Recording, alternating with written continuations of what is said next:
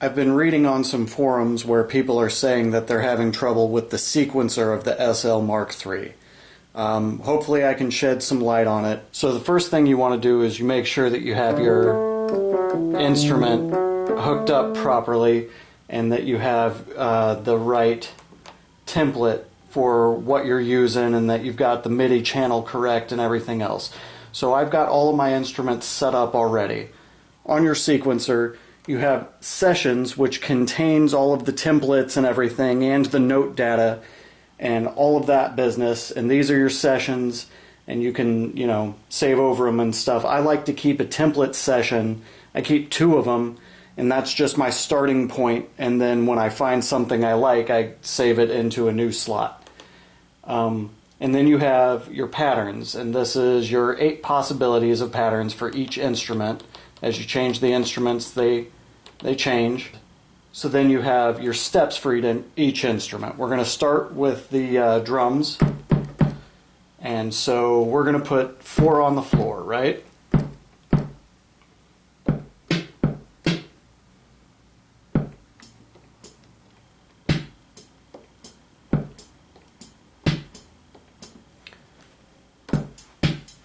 So that's easy enough, right? That's just one of the patterns. Those are the steps for one of the patterns. So then I can duplicate that and change out the last one to give it a little fill. So I'm going to make sure I'm on the right one. If you push these up and down arrows, it tells you which pattern you're on. So this is the last one. So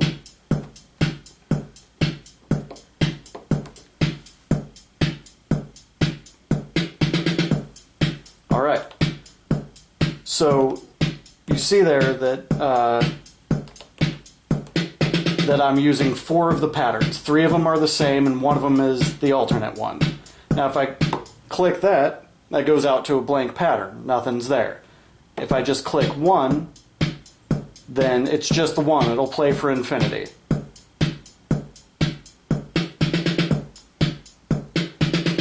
But if you go from 1, if you select more than 1, then they rotate through like that.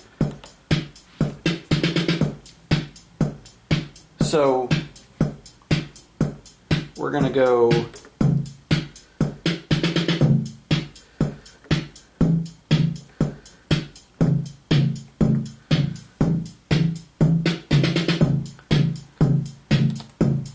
then once you're in there, you can choose your options and you can change the length of your steps.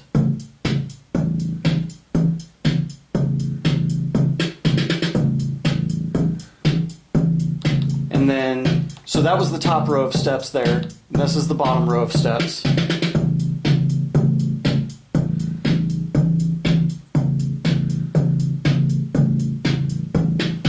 Okay, and again, I can go out to patterns and I can duplicate that.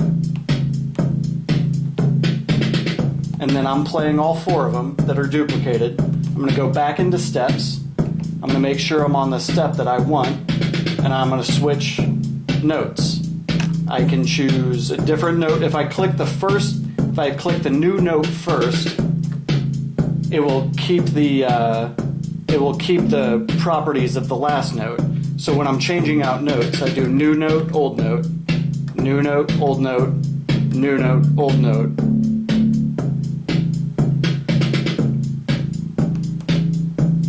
So I'm on the last pattern, and I want them to be E's instead of A's.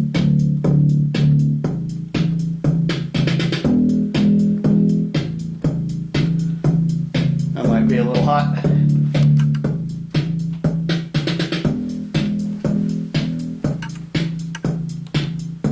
Alright, so here we are on the, I'm using the MC101. We've already got the bass and the drums going.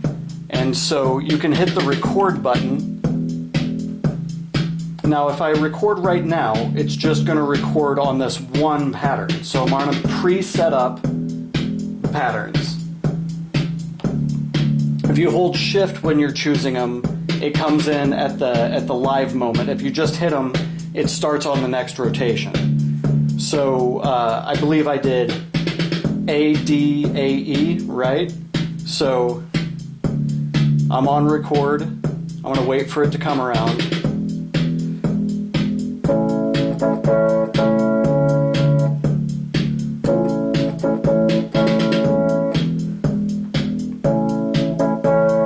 Screwed up there, but it shows what we can do. If I want to edit that, I can go into steps, and that's the one that I screwed up. It's got more notes in it than I want, so now it's fixed. It should be right.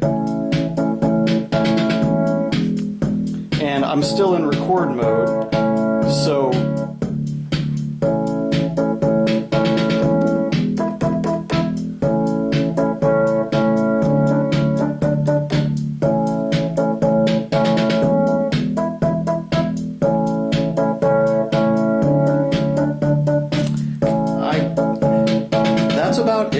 it's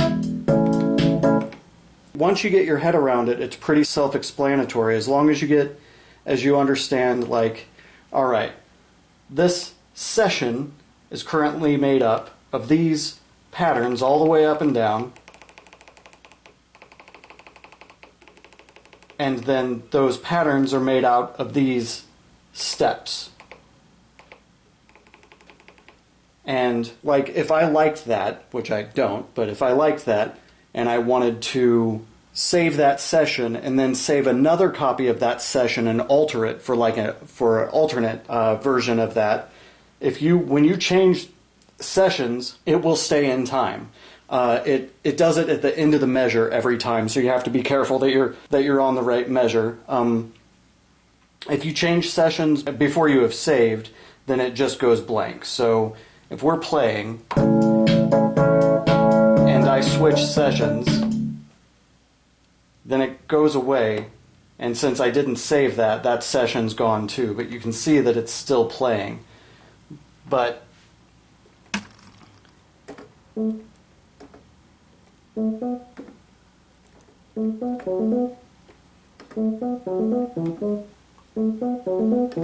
to me, the sequencer on this thing is a big part of why it's a cool keyboard.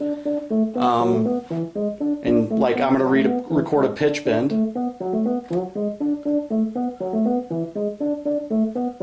Oh, so it recorded over. So once you get your motion in there, you have to stop recording. And you can hear it's in there. So hopefully that clears some things up for you. So good luck.